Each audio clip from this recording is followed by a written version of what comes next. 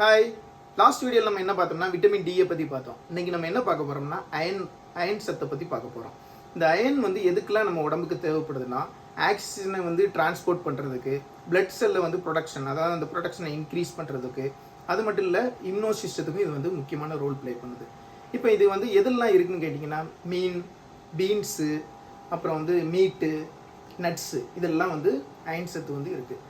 Daily பேசிஸில் நம்ம எவ்வளோ எடுத்துக்கணும்னா, மென்னாக இருந்தாங்கன்னா 8 மில்லிகிராம் டெய்லி பேசிஸ் எடுக்கணும்.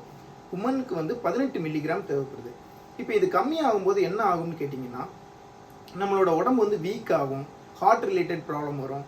அது மட்டும் இல்லை, இந்த கன்சீவ் ஆகுறதுல ப்ராப்ளம் இருக்குதுன்னு சொல்கிறாங்களா, அதுக்கு இந்த ஒன் ஆஃப் த ரீசன் இந்த இரும்பு சத்து கம்மியாக இருக்கிறது தான்.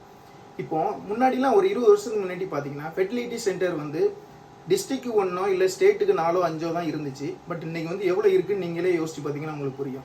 நீங்கள் அங்கெல்லாம் போனீங்கன்னா அவங்க என்ன டேப்லெட்ஸ் எழுதி கொடுத்தாலும் அவங்க டிஃபால்ட்டாக சொல்கிறது என்னவா இருக்கும்னா, அயன் சத்து உள்ள டேப்லெட்டோ அயன் சத்து உள்ள டானிக்கோ எழுதி கொடுப்பாங்க. ஸோ இதை எப்படி நம்மளோட ஃபுட்டில் எப்படி சரி பண்ணலாம் அப்படிங்கிறத நீங்கள் தெரிஞ்சுக்க விரும்புனீங்கன்னா எனக்கு டெக்ஸ்ட் பண்ணுங்கள். ஓகே, பாய்.